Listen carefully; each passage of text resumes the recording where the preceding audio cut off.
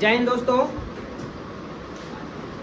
आज का क्लास आप लोगों को बायोलॉजी का होगा। बायोलॉजी में हम लोग पढ़ेंगे दूसरा चैप्टर श्वसन के बारे में। तो आप लोग इस चैप्टर से पहले पढ़े होंगे पोषण के बारे में।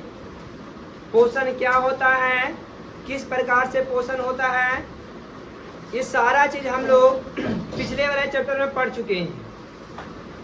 आज के इस क्लास में हम आप लोगों को बताएंगे कि श्वसन क्या होता है, यानी मेनली श्वसन पर हम लोग डिस्कशन करेंगे। श्वसन होता क्या है, अलग अलग जीवों में श्वसन की प्रक्रिया भी अलग अलग होती है। तो इन सब चीज़ों के बारे में हम लोग चर्चा करेंगे मेरे प्यारे दोस्तों। तो आप लोग मेरे साथ शुरू से अंत तक बने रहेंगे।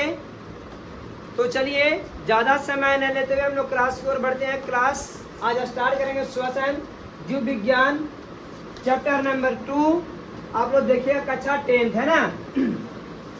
तो देखिए सबसे पहली बात है श्वसन। क्या है? श्वसन। श्वसन को समझने के से पहले कुछ पॉइंट हम आप लोग को बताना चाहते हैं, ध्यान दीजिएगा। आप लोग इससे पहले पोषण में पढ़ चुके थे।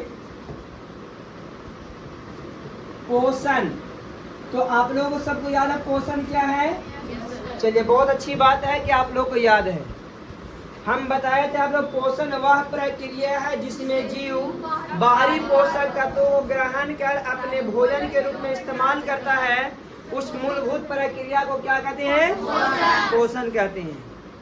इस पोषण में आप लोगों ने पढ़ा था कि जो भी हम भोजन करते हैं, जो भी हम लोग भोजन ग्रहण करते हैं, वह भोजन आहार नाल से होते हुए हमारे शरीर के अंदर प्रवेश करते हैं। यानी सबसे पहले मुख गुहा में, मुख गुहा से ग्रास नली से होते हुए अमाशय में, अमाशय से छोटी आंत में, छोटी आंत से बड़ी आंत में, इस प्रकार से भोजन का पाचन हम लोग पढ़े थे। लेकिन क्या वो भोजन हमारे शरीर को ऊर्जा दे पाया था? ये जानकारी हम उस समय नहीं दिए थे। सिर्फ और सिर्फ आपको ये हम बता दिए थे कि हमारे शरीर में भोजन का पाचन हो चुका है। यानी यहाँ तक हम लोग क्लियरली पढ़ चुके थे कि भोजन का पाचन किस प्रकार से होता है। लेकिन आज ये जानेंगे हम लोग कि जो भोजन का पाचन हुआ था, आखिर में वह भोजन पच करके क्या बना था। हम लोग भोजन पचाकर क्या किए थे उसको। तो इन सब चीजों के बारे में हम लोग आज चर्चा करेंगे। तो सबसे पहली बात हम लोग चर्चा करेंगे श्वसन पर। किस पर? श्वसन।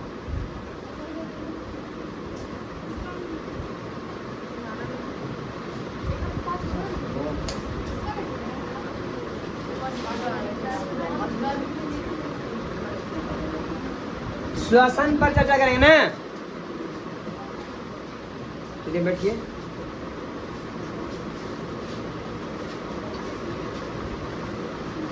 बैठ जाइए, बैठ जाइए।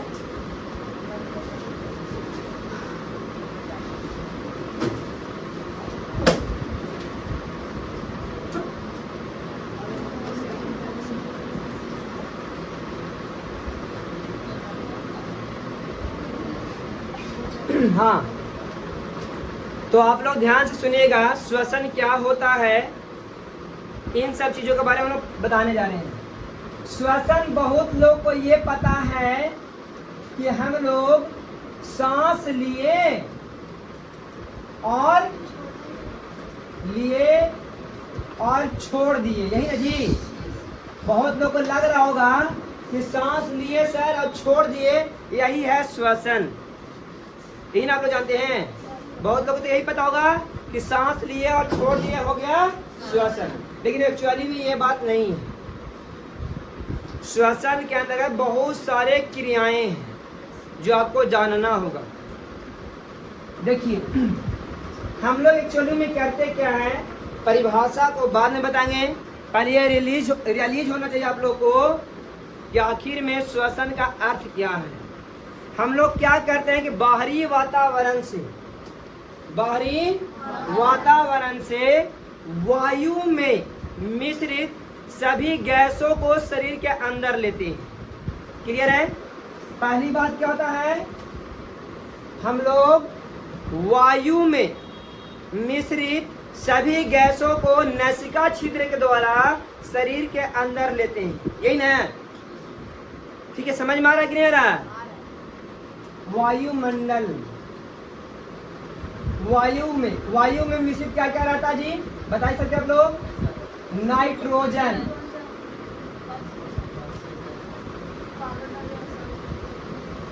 ऑक्सीजन,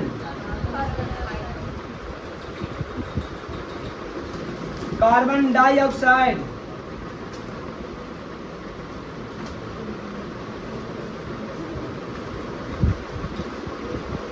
कार्बन डाइऑक्साइड, ये वायु में मिले हुए रहते हैं। नाइट्रोजन कितना परसेंट रहता है जी, आप लोग बता सकते हैं? ऑक्सीजन और CO2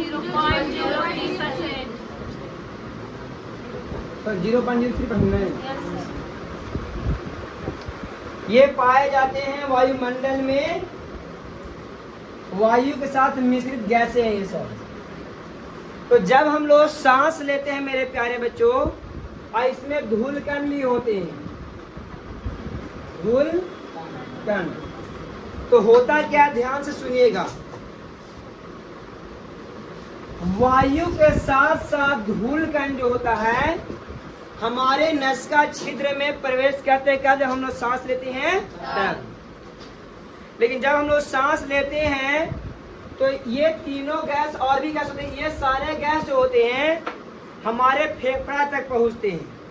लेकिन ये जो धूल कण आप देख पा रहे हैं, तो नासिका छिद्र में बाल होता है, रोआ जैसा, है ना? ये बाल क्या करता है, ये धूल कण को छानने का काम करता है, धूल कण को छानने का काम करता है। समझ में आ रहा आप लोगों को? अगर वहां भी नहीं छान आता है तो ये वाला के आगे यहाँ पर जो यहाँ देख रहे हैं, ये वाला, ये यहाँ पर होता है म्यूकस, आप लोग याद है? यही म्यूकस क्या होता है, लसलसा चिपचिपा सा पदार्थ होता है। ये क्या करता है, धूल कण को सटा लेता है, धूल कण को सटा लेता है। छोटन बचपन को देखिए होंगे, नाकिया में अंगुरिया डाल के और निकाल लेता है ओकरा में से। तो म्यूकस होता है, वो क्या होता है, म्यूकस जो धूल कण से सट करके जब सट जाता है उसमें, तो चिपचिपा हो जाता है, उसको निकालिएगा ना तो उसको नकटी बोलते हैं हम लोग। क्या बोलते हैं, है ना मियाँ? तो होता क्या है कि ये धूल कण को वहीं पे यानी नासिका छिद्र में छान लिया गया। अब एक्चुअली में पहुंचा हमारे फेफड़ा तक नाइट्रोजन, ऑक्सीजन और कार्बन डाइऑक्साइड, और भी अन्य गैस होते हैं। लेकिन एक्चुअली में होता ये है कि फेफड़ा तक जाने के बाद आप लोग क्या लग रहा होगा ऐसा कि पूरे शरीर में ये प्रवेश कर जाता है? तो नहीं, हमारे फेफड़ा से हो करके जब रक्त प्रवाहित होता है तो रक्त में वो हीमोग्लोबिन वर्णक पाया जाता है। हीमोग्लोबिन क्या बनता है? और हीमोग्लोबिन में एक विशेष प्रकार की क्षमता होती है कि वो सिर्फ और सिर्फ ऑक्सीजन को पकड़ता है। किसको पकड़ता है? किसको? ऑक्सीजन को पकड़ने का काम करता कौन? हीमोग्लोबिन। अब ये हीमोग्लोबिन जैसे कि मान लीजिए कि मेरे पास धूल कण में यदि लौह चूर्ण मिल गया है तो उसको अलग करने के लिए चुंबक का प्रयोग करते हैं ना। अगर चुंबक इर्द गिर्द ले जाएंगे तो जितना भी लोहा का चूर्ण था सब चुंबक में क्या होता है? सड़ जाता है, हाँ या ना?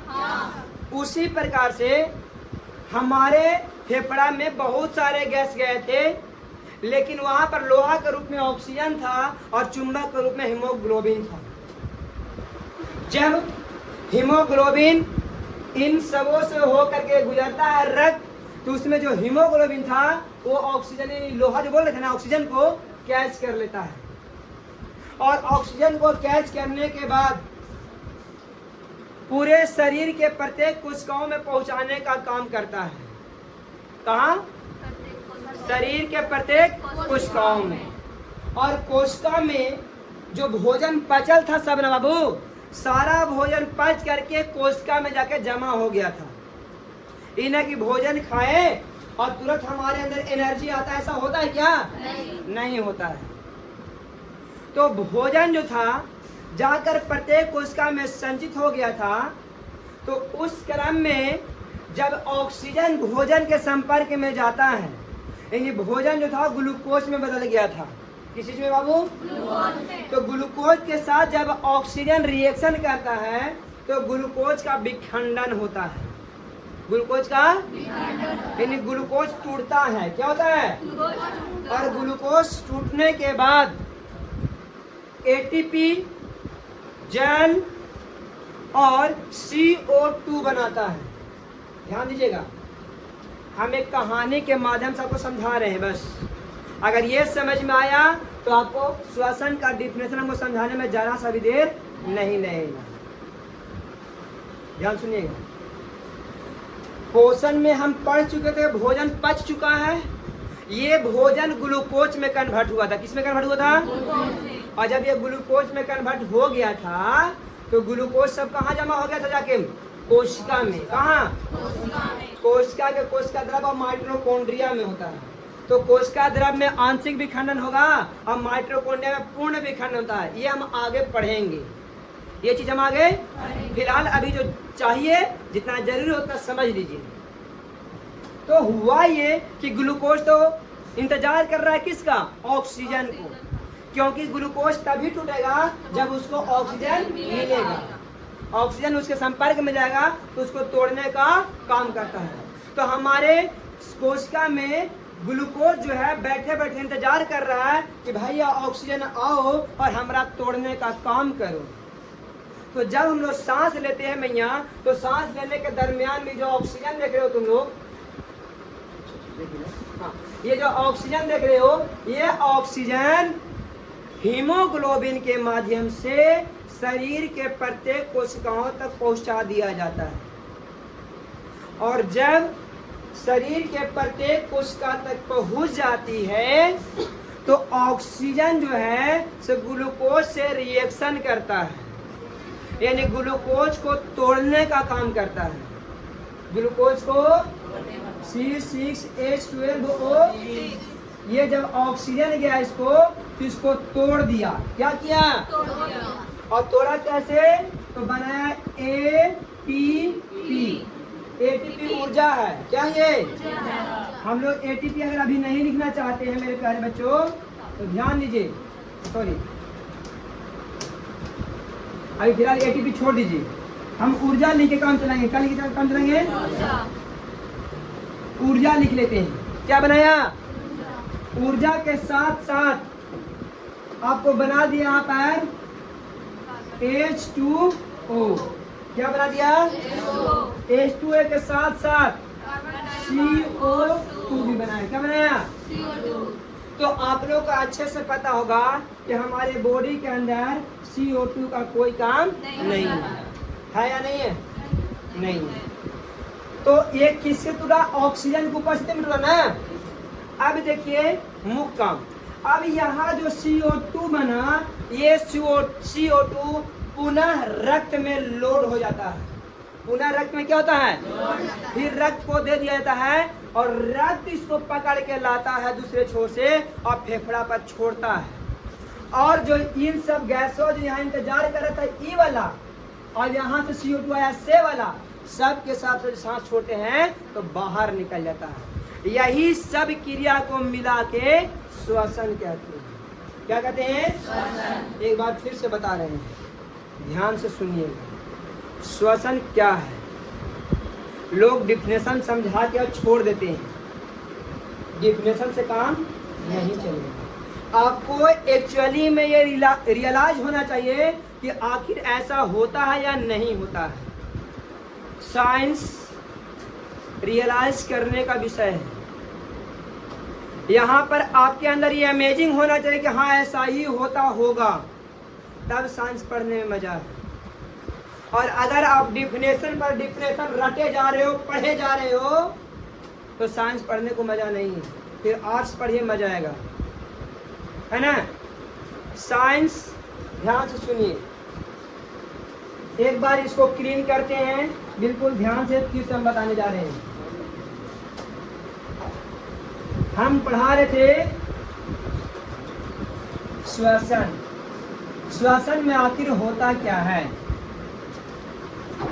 तो नसिका छिद्र के माध्यम से, नसिका ये दो है ना, नसिका छिद्र के माध्यम से वायु को, किसको? वायु को। वायु में क्या क्या रहता है सर? इनमें नाइट्रोजन है, ऑक्सीजन है। कितना परसेंट है? 78%। बहुत अच्छा। फिर सर इसमें ऑक्सीजन है, क्या है? ऑक्सीजन।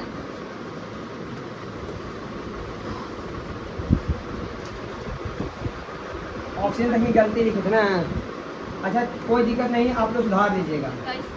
ऑक्सीजन है आपका 21%। उसके बाद है कार्बन डाइऑक्साइड। मुख्य रूप से यही होता है ना, मुख्य रूप से यही होता है, इतने ध्यान में रखिएगा। कार्बन डाइऑक्साइड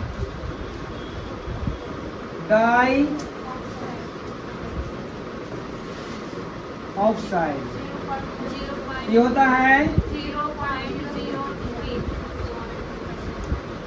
यही होता है ना। यानी इसके साथ साथ आपको दिखाता है, हालांकि धूल का यहाँ जानना जरूरी नहीं। वायु में तो मिश्रित रहेगा धूल। अब मेरे प्यारे बच्चों ध्यान दीजिएगा, जब हम लोग सांस लेते हैं तो आप लोग देखते होंगे कि नाकिया में हवा घुसता है, ऐसा बात सही है? सांस लेते तो हवा घुसता है कि नहीं घुसता है? ये नाक में जब हवा घुसता है मेरे प्यारे बच्चों, अंदर हवा प्रवेश करता है, तो हवा में ये तीनों गैस मुख्य रूप से सम्मिलित तो होते हैं, मिला हुआ रहता है, बात सही ना? अब इन सबों पहुंचते हैं फेफड़ा पर। अब कैसे पहुंचते हैं ना, ये सारा चीज आपको बताएंगे, सारा चीज आपको बताया जाए कि हाँ ऐसे ऐसे होता है।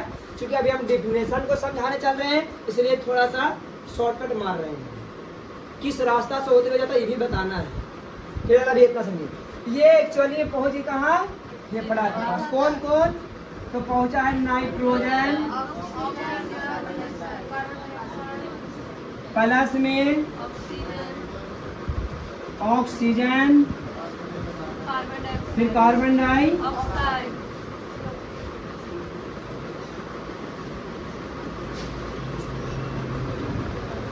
समझिए कार्बन डाइऑक्साइड लिखा हुआ।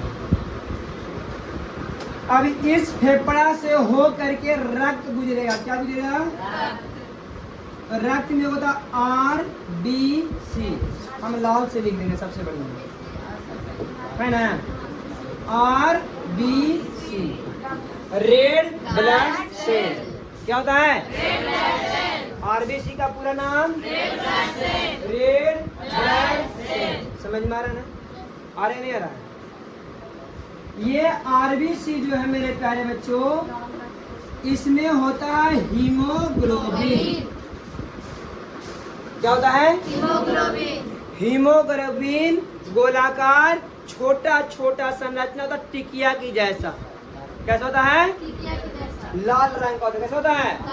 इसी हीमोग्लोबिन के कारण ब्लड का रंग लाल है, इसमें लाल से लिख दिया आप लोग।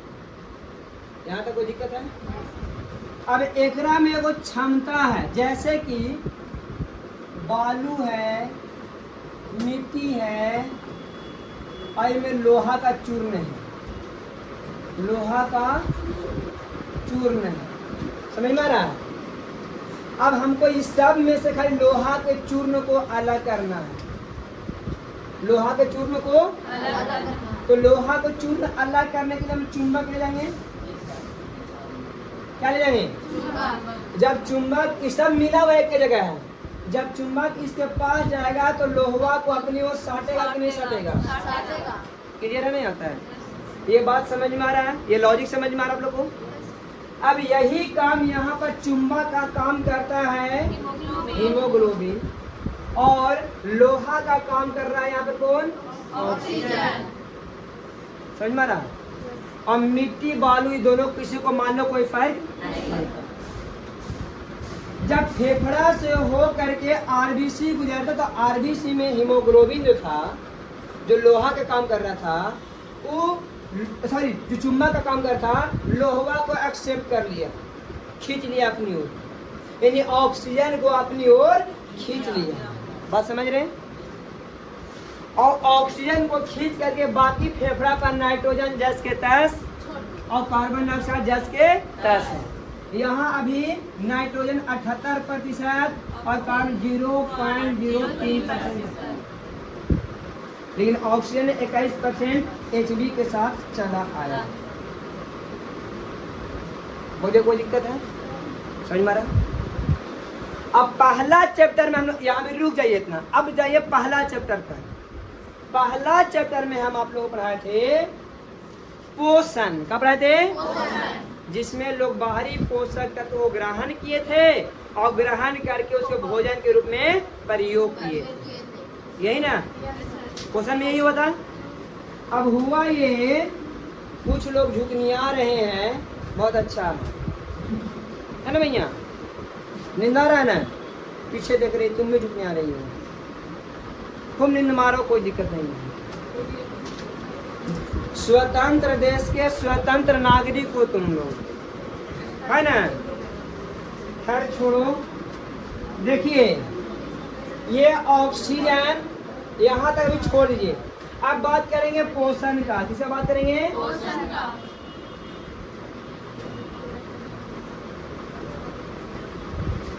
पोषण में एक्चुअली क्या हुआ था? भोजन का पाचन हुआ था, भोजन का पाचन हुआ था, और ये भोजन पच करके बना था ग्लूकोज, जगह सूत्र C6H12O6। यहाँ तक कोई दिक्कत है? तो यहाँ तक तो आ गए थे, कोई दिक्कत है? अब देखिए यहाँ पर ऑक्सीजन अभी हीमोग्लोबिन में लोड है। कहाँ लोड है? हीमोग्लोबिन में। अब यहाँ पर बात करें ग्लूकोज, ग्लूकोज कहाँ है? कोशिका में। कि कहाँ है? कोशिका में। इंतजार किसका कर रहा है? इंतजार की घड़ी है किसका? ऑक्सीजन का। और अब देखिए ऑक्सीजन का इंतजार कर रहा, इधर से बोल रहा है रक्त की रुको रुको, हम ऑक्सीजन को लेकर आ रहे हैं, टेंशन मत लो। ये गया ऑक्सीजन को पकड़ा और ले चला किसके पास? कोशिका में। और कोशिका में छोड़ दिया, बोला कि लीजिए हीमोग्लोबिन, ऑक्सीजन आपके घर से भागा चल रहा था, हम लेकर पकड़ के आ गए। यह ऑक्सीजन ग्रहण करते ही ग्लूकोज को दे दिया कि लो भाई तोड़ लो तू अपन। समझ में आ रहा? तो C6H12O6 में रिएक्शन किया कौन? समझ में आ रहा आप लोग को? और जब ऑक्सीजन के उपस्थिति में इसका विखंडन हुआ तो विखंडन के फलस्वरूप बना ऊर्जा, बना ढेर सारा ऊर्जा मुक्त हुआ। उसके बाद H2, इसके बाद CO2। क्लियर ना? कोई डाउट है तो बोल दीजिए आप लोग। अभी ये ऊर्जा जो बना था, ये ऊर्जा ATP के रूप में बनता है, एडिनोसाइन ट्राइफॉस्फेट। ये बहुत बार एग्जाम में कभी पूछ लेता है कि बाबू बताइए कि ATP का पूरा नाम क्या है। ये आपको ऑब्जेक्टिव क्वेश्चन में दिया हुआ रहेगा, निम्नलिखित में ATP का पूरा नाम। तो एडिनोसाइन ट्राई, और यही अगर ADP रहेगा तो डाई फॉस्फेट बोलेंगे, एडिनोसाइन डाई। कर छोड़िए, एक इस्तेमाल हो गया 5 शरीर में, है ना? शरीर के प्रत्येक कोशिका ऊर्जा को इस्तेमाल कर लिया। अब बच गया जल। जल को देखो हम बहा रहे हैं कैसे, ऐसे। अगर जल नहीं बनता तो बहाते हम इसको, पानी नहीं पी तो बहाते इसको हम, सूख साख कर लकड़े कोयला तक जल जाते हैं जी। लेकिन सर इसका क्या काम है? देखिए जल जो है तो शरीर को तापमान नियंत्रित करता है, टेम्परेचर को मेंटेन कौन रखता है? लेकिन सर CO2 का क्या काम था? तो कोई काम नहीं। हमारे शरीर में CO2 का कोई काम नहीं है ना, कोई काम नहीं। अब ये जो CO2 बन रहा है, ये CO2 को क्या करेगा कि फिर से रक्त में लोड करेगा, यानी कोशिका रक्त को CO2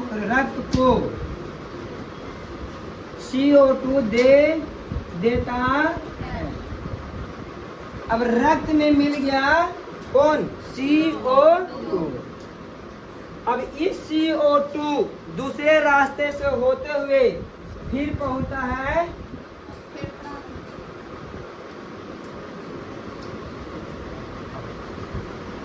CO2 पहुंचता है कहाँ? फेफड़ा में। और खाली CO2 नहीं, एकरा में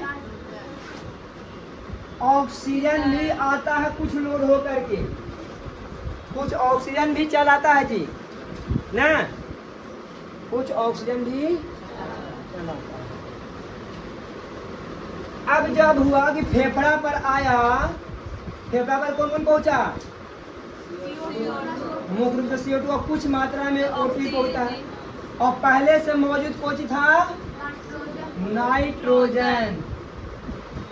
N2 ना है, उसको N2 भी लिख सकते हैं, है ना। CO2, O2, nitrogen.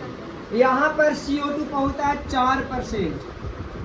कितना परसेंट? 4%।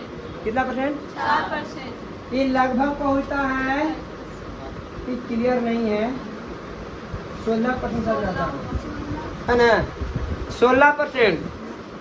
अब ये 78% तो बेचारा बाहर ही था बेचारा, है ना। यानी सांस छोड़ते समय ये सारा हम छोटा, इस सब के सम्मिलित रूप को क्या बोले थे हम लोग? वायु ने बोले थे। एक बार देखिए ध्यान से, नाइट्रोजन, ऑक्सीजन, कार्बन डाइऑक्साइड क्या कहलाया था? वायु। तो यहाँ भी तो यही तीनों है ना, तो ये क्या हुआ? वायु। क्या हुआ? तो CO2 को बाहर निकाले, ऑक्सीजन को अंदर लिए, यही सब क्रिया मिल करके और श्वसन कहलाता है। क्या कहलाता है? अभी समझ में आया कि नहीं आया?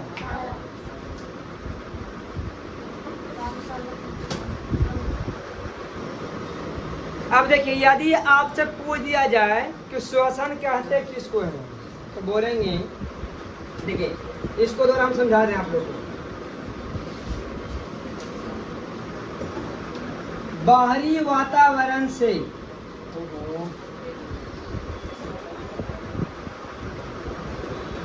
वातावरण से ऑक्सीजन ग्रहण कर शरीर के प्रत्येक कोशिकाओं तक पहुंचाना, शरीर के प्रत्येक कोशिकाओं तक पहुंचाना, तथा उपापचय क्रिया के फलस्वरूप उत्पन्न कार्बन डाइऑक्साइड को शरीर से बाहर निकालने की क्रिया को श्वसन कहते हैं। बोले क्या दिक्कत है? कोई दिक्कत है?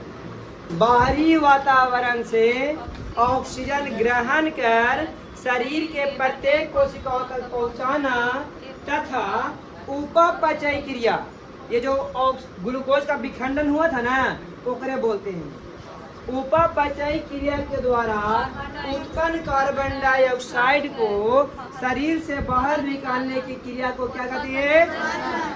श्वसन कहते हैं। क्या कहते हैं? अब यहाँ पर बहुत लोग गलती क्या कर रहे हैं कि बोलते हैं कि हम लोग बाहरी वातावरण से क्या ग्रहण किए? श्वसन में बाहरी वातावरण से क्या ग्रहण करते हैं? वायु ग्रहण करते हैं, लेकिन बोलते हैं लोग कि ऑक्सीजन ग्रहण करते हैं। क्या ग्रहण किए थे? हमारा शरीर क्या लिया? ऑक्सीजन। हमारा शरीर क्या लिया था? हम ग्रहण क्या किए थे?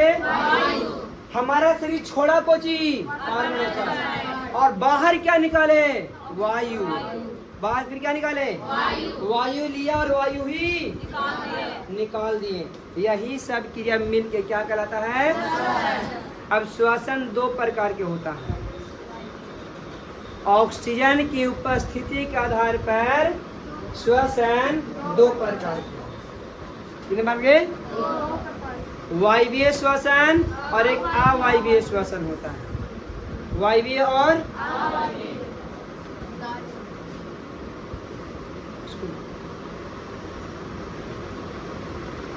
देखिए अब हम लोग पढ़ेंगे। चलिए एक बार देख लीजिए, यहाँ ध्यान रख देते हैं। श्वसन यहाँ देखिए, यहाँ क्या लिखा हुआ है? श्वसन वैसी प्रक्रिया है जिसमें बाह्य ऑक्सीजन को अंतर्ग्रहण किया जाता है, फलस्वरूप ऊर्जा की प्राप्ति होती है तथा कार्बन डाइऑक्साइड गैस मुक्त किया जाता है, यानी शरीर से बाहर निकालते। क्या कहलाता है? बोलिए कोई दिक्कत? यही चीज तो हम विस्तार समझाए, नहीं समझाए? अब श्वसन तंत्र क्या है? श्वसन के प्रक्रिया में भाग लेने वाले अंगों को सम्मिलित रूप को क्या कहेंगे? श्वसन। क्या कहेंगे? श्वसन। नासिका छिद्री वाला नाकिया कोची है? लैरिक्स, ट्रैकिया, फेफड़ा, ये सब जितना है सब क्या है? श्वसन। बोलिए कोई दिक्कत? अब आगे देखिए, अभी रुक जाओ तुम, थोड़ा सा देर में बात करेंगे। अब हम लोग पढ़ेंगे ऑक्सीजन की उपस्थिति के आधार पर श्वसन के प्रकार, है ना? O2 के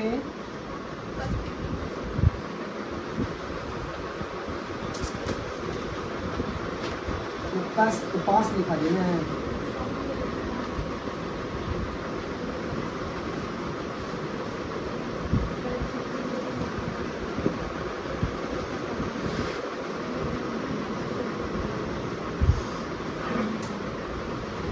श्वसन के प्रकार, श्वसन के प्रकार किसके ऊपर दिया जाता है? तो पहला होता है, मेरे प्यारे बच्चा ध्यान दीजिएगा, दो होता है। कितना होता है? कितने? पहला को बोलते हैं ऑक्सी श्वसन या वायवीय श्वसन। ऑक्सी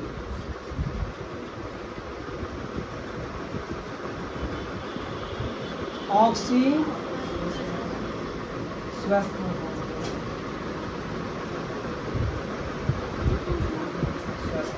या इसी को बोलते हैं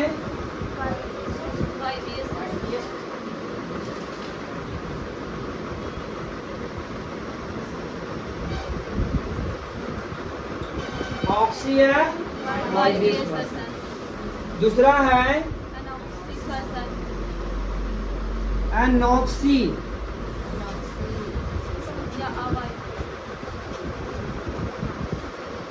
या फिर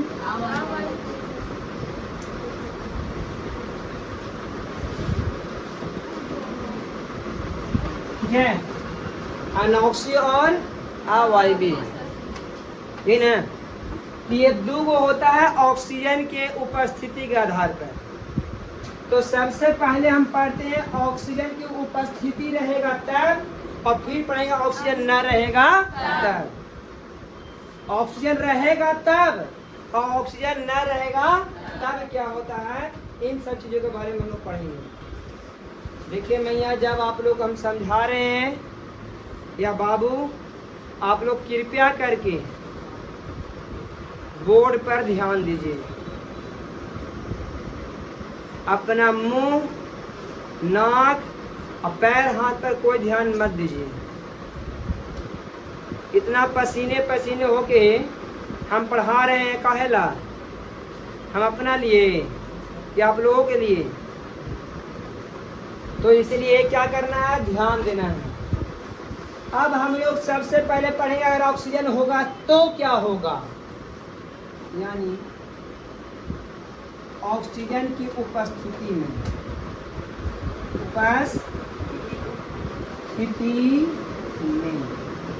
तो मेरे प्यारे लल्ला ऑक्सीजन की उपस्थिति में होता है ऑक्सीश्वसन। क्या होता है, ऑक्सीश्वसन।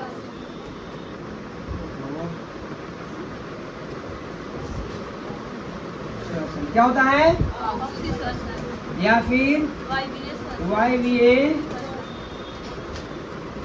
देखिए एक बात बता रहे आप लोग को, हम ध्यान दीजिएगा। थोड़ा सा हैंड राइटिंग तो बहुत खराब है, ये है। आप लोग थोड़ा सा अगर हिंदी में थोड़ा बहुत अगर गलती लिखा जाए तो आप लोग किताब से मिलाकर लिख लीजिएगा, ठीक है? समझ में आ रहा है ना बात को? तो अब आपसे अगर क्वेश्चन कर दिया जाए कि ऑक्सीश्वसन या वायवीय श्वसन क्या होता है तो श्वसने के प्रकार, तो लिखेंगे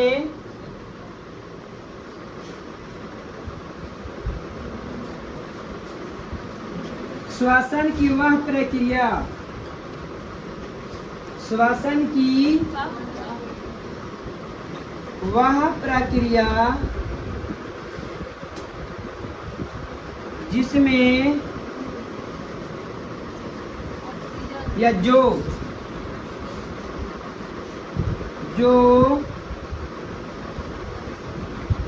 ऑक्सीजन की उपस्थिति में होती है, उपस्थिति में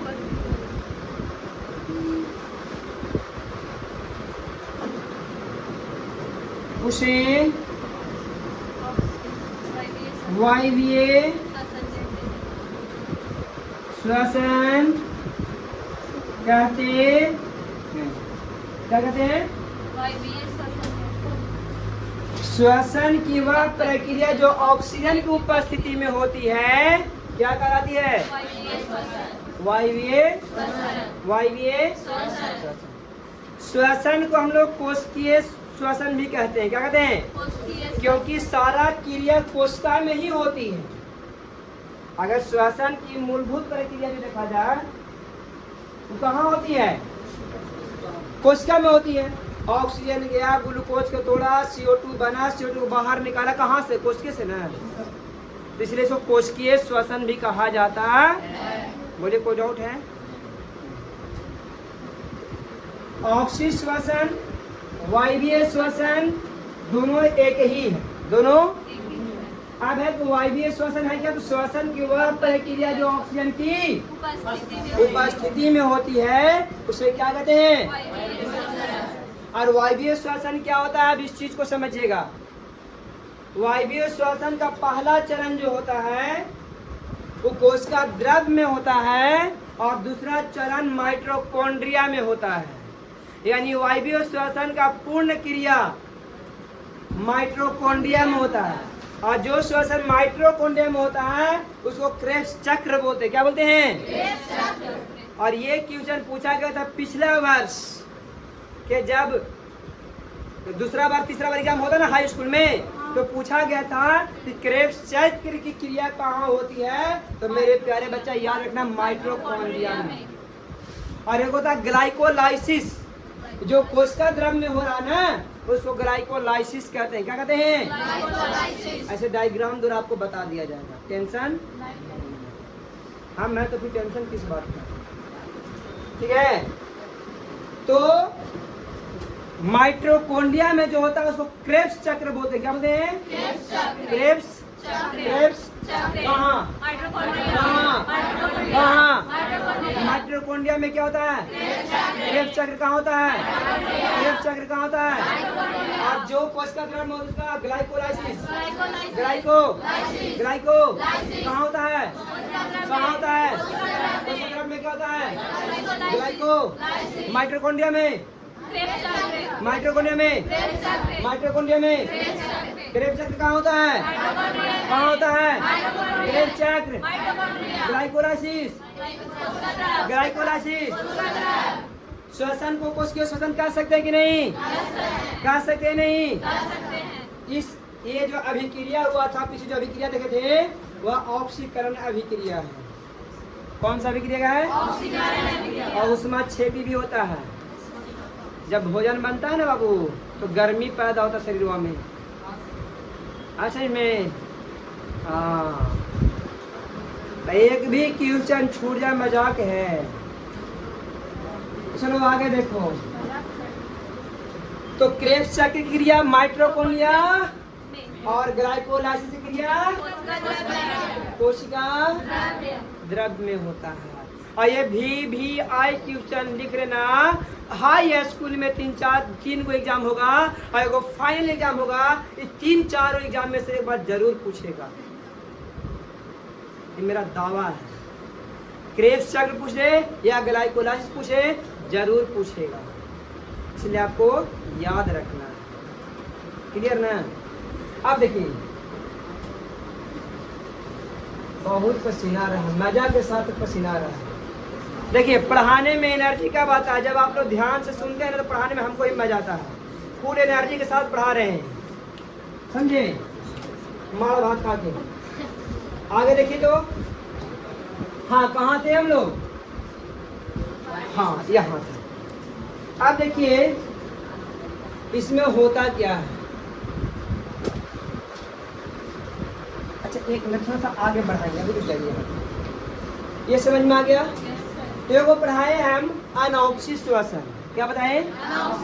एक बात बता रहे हैं, कोशिका द्रव्य में ग्लूकोज का आंशिक विखंडन, जिसमें 4 गो एटीपी बनता है।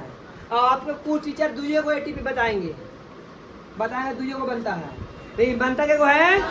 और 2 गो खर्चा होकर 2 गो बचता है। सही वाला बताते हैं ना, 2 गो होता है, 2 गो नहीं बनता, 4 गो है। बनता के गो है? बनता के गो है? बनता के गो है? खर्चा के गो, बचा के गो, खर्चा के गो, बचा के गो। 4 गो कहाँ बनता है? कोशिका, कोशिका, कोशिका, कोशिका।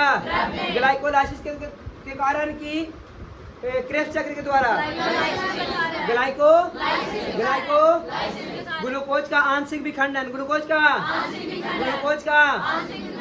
का जितना में 4 गो ओटीपी के गो, ओटीपी ना एटीपी, हम ओटीपी बोल दिए थे। एटीपी 4 गो, खर्चा के गो, बचा के गो। और यही 2 को लोग बताता है 2 को बनता है। तो किताबियों में 2 को लिखल होगा, देख लेना। बनता के को है? खर्चा के गो, बचा के गो। और जो माइटोकॉन्ड्रिया में होता है बनता 38 गो है। बनता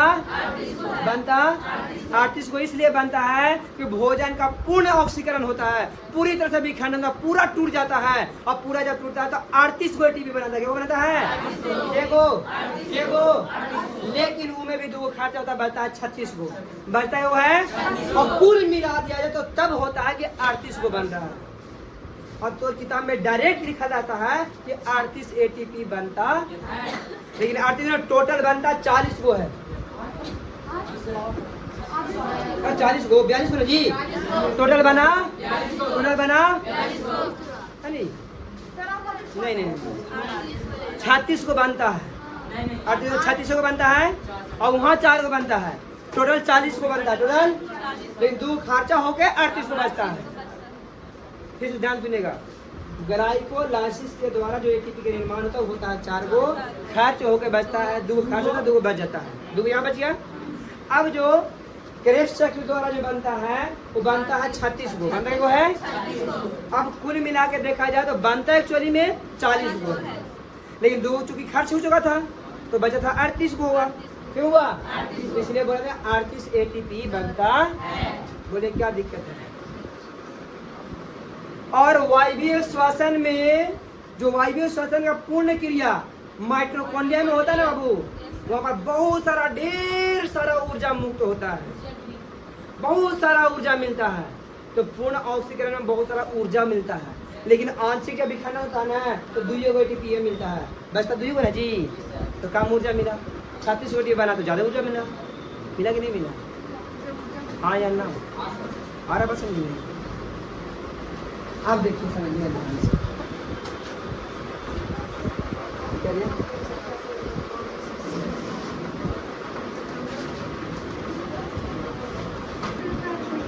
अब देखिए, अब पढ़ेंगे अवायवीय श्वसन। क्या पढ़ेंगे? श्वसन की वह प्रक्रिया जिसमें जो ऑक्सीजन की अनुपस्थिति में होती है उसे अवायवीय श्वसन या अनॉक्सिक श्वसन कहते हैं। यहाँ क्या लिखे हैं? ऑक्सीजन के अभाव में कहते हैं।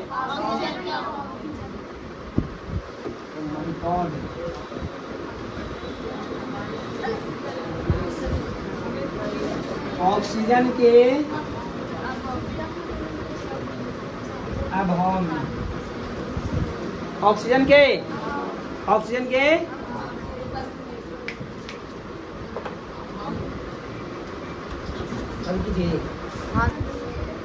देखिए, ऑक्सीजन के अभाव में क्या पढ़ना हम लोग को? ऑक्सीजन के अभाव में। अब ऑक्सीजन के अभाव में क्या होता है, ध्यान से सुनिएगा।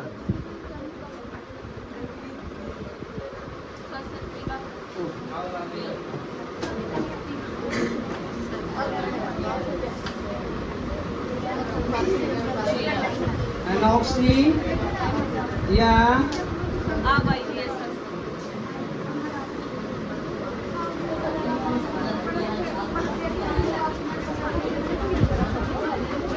चलिए ध्यान दीजिए, क्या बोले हम? ऑक्सीजन के अभाव में क्या कराता है? अनॉक्सिक श्वसन ना। ध्यान दीजिए, अनॉक्सिक श्वसन क्या होता है, ध्यान दीजिएगा आप लोग।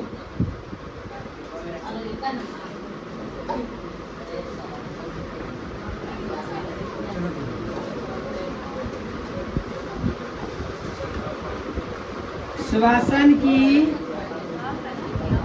वह प्रक्रिया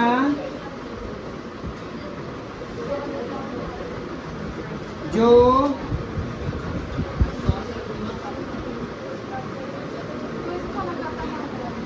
ऑक्सीजन के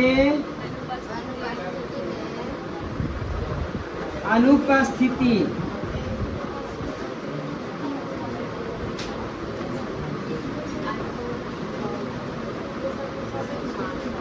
में होती है उसे एनॉक्सी या अवायवीय श्वसन कहते क्या होता है? देखिए, यहाँ पर ऊर्जा ये जो होता है ना, इसका पूर्ण क्रिया होता है कोशिका द्रव में। क्या होता है?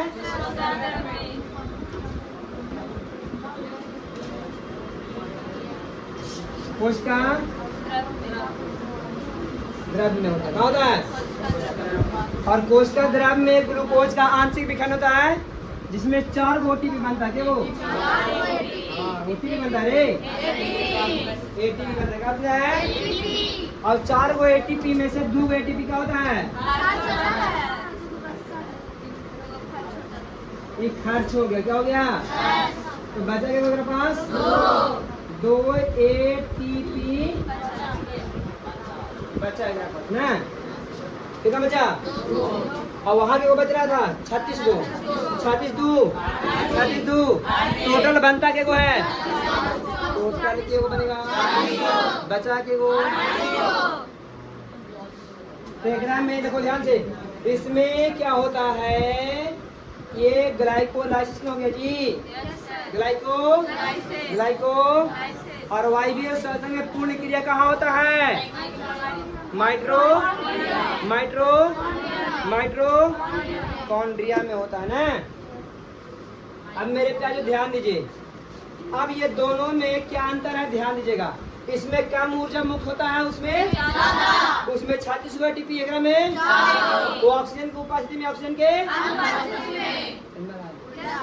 यह क्रिया क्रेब्स चक्र कहलाता है। ये वाला कोई दिक्कत है?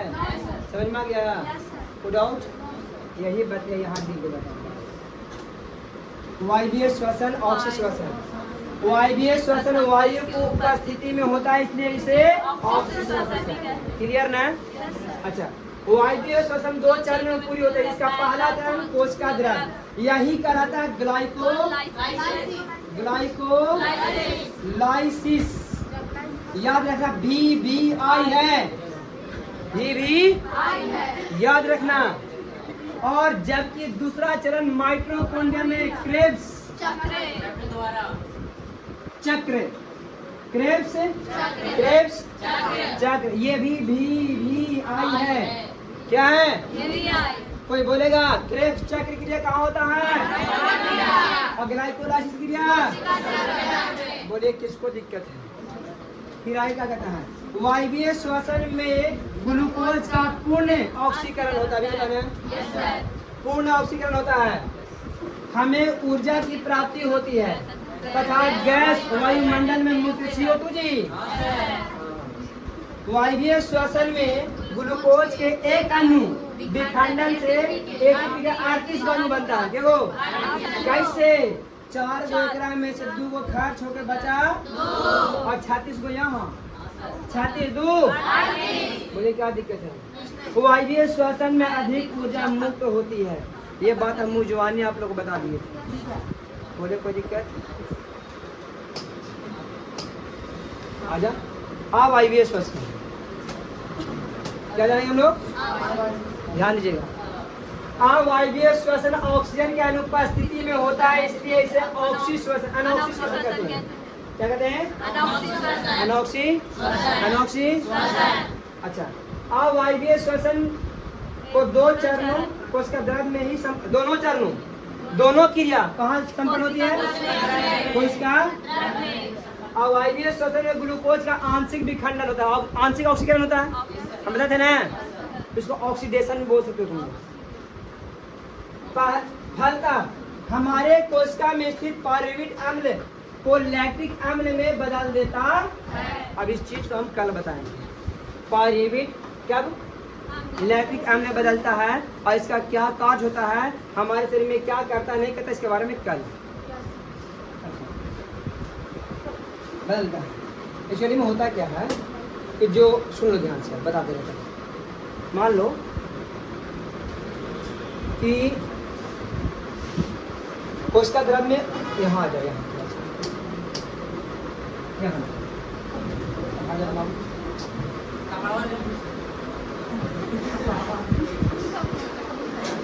यहाँ जो भोजन का ऑक्सीकरण हो रहा था, आंशिक विखंडन, तो आंशिक विखंडन के बाद बहुत सारे ग्लूकोज बच जाते हैं। तो ये ग्लूकोज कन्वर्ट हो जाता है पायरुवेट में। किसमें हो जाता है? और ये पायरुवेट चल जाता है माइटोकॉन्ड्रिया में। तो माइटोकॉन्ड्रिया में जब जाते हैं तो टूट कर ATP बनाते हैं, लेकिन यहाँ पर ऑक्सीजन इसको मिला ही नहीं। पहला चरण तो कोशिका द्रव में हुआ, लेकिन इसको ऑक्सीजन मिला नहीं, और नहीं मिला तो ये पायरुवेट अम्ल जो था ना, वो कन्वर्ट हो गया लैक्टिक अम्ल में। कहाँ हो गया? और यही ये होता है ऑक्सीजन के अभाव में। क्या होता है? ऑक्सीजन के अभाव में पायरुवेट जो होता है लैक्टिक अम्ल में कन्वर्ट होता है। और ये लैक्टिक अम्ल जब हमारे शरीर में जहाँ तहाँ जमा हो जाता है तो हमारे शरीर में दर्द और ऐंठन होना शुरू हो जाता है। जैसे कि पहली बार आप गेंदा खेलते होंगे तो समूह में जाके मैया बड्डी दर्द दे रहा है, ए मम्मी वाला में जात तेल लगा दो, जात दो, पैरवा जात दो, बहुत दर्द दे रहा, बोलते हो ना। तो जब पहली बार दौड़ते हैं या पहली बार गेंदा खेलते हैं और तुम आम चोर तो है ही होगा, बहुत दिन के बाद आम पर ढेला मारा होगा और घर आने के बाद इस समय दर्द हो जाता है। तो जिस भाग में हम काम कर रहे होते हैं उस भाग में ऑक्सीजन ज़्यादा चाहिए और ऑक्सीजन मिलता नहीं है, और नहीं मिलने के कारण इसमें पायरुवेट बदल जाता कुछ में, और यही लैक्टिक अम्ल के जमाव के कारण हमारे मांसपेशियों में दर्द होता है और ऐंठन होता है। आगे बस में ट्यूशन पूछता है कि हमारे मांसपेशियों में दर्द क्यों होता है, तो लैक्टिक अम्ल के जमाव के कारण, लैक्टिक अम्ल के और अगर बाबू हमारा कोई अभी साइकिल लेता बोले सर घरे चल जाइए, चल तो जाएंगे लेकिन कल पढ़ाने आएंगे कि नहीं आएंगे इसका कोई गारंटी नहीं आए। कहे बहुत दिन से हम साइकिल छोड़े ही नहीं, मार पंडिल हम लोग को गोड़े दुखा लगेगा, पैर में दर्द होगा जी, तो इसीलिए बाबूआन देखो अब आ जाते हैं यहाँ, समझ में आ गया।